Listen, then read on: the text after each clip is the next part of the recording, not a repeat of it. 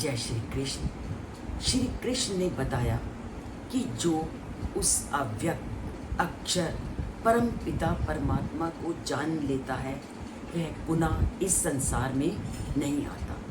पर अब इस प्रश्न का उठना भी स्वाभाविक है कि उस परम पिता परमात्मा को पाया कैसे जाए। तो उस परम पिता परमात्मा को प्राप्त करने के लिए श्री कृष्ण आज के श्लोक में कहते हैं कि पुरुषा सा परहा पार्थ भक्त्या लभ्यस्तु अनन्या।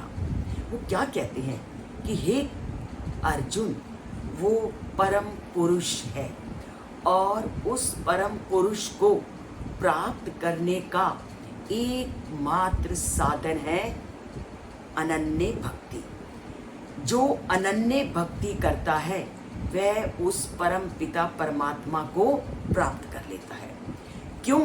क्योंकि वह सब प्राणियों में विद्यमान है और वह सब जीवों में व्याप्त है। हम सब जानते हैं परमात्मा सब में व्याप्त है, इसलिए अगर उसको पाना है तो भक्ति का सहारा लेना आवश्यक है।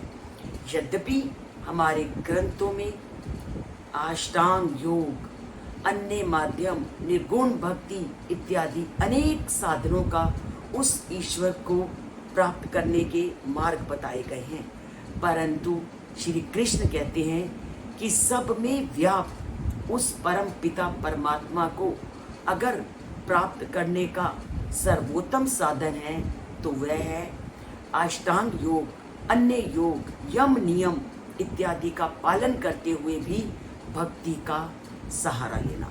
बिना भक्ति के उस परम पिता परमात्मा को प्राप्त करना सुलभ नहीं है।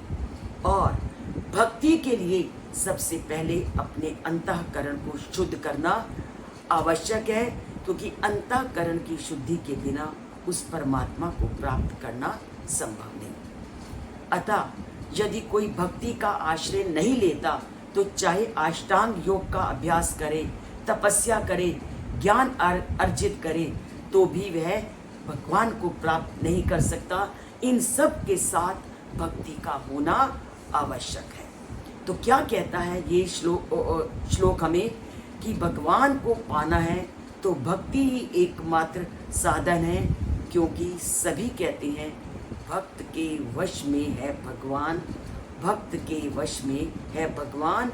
तो भक्ति का सहारा सभी साधनों के साथ अवश्य लें और प्रतिपल उस परमात्मा की भक्ति करते रहें। जय श्री कृष्ण।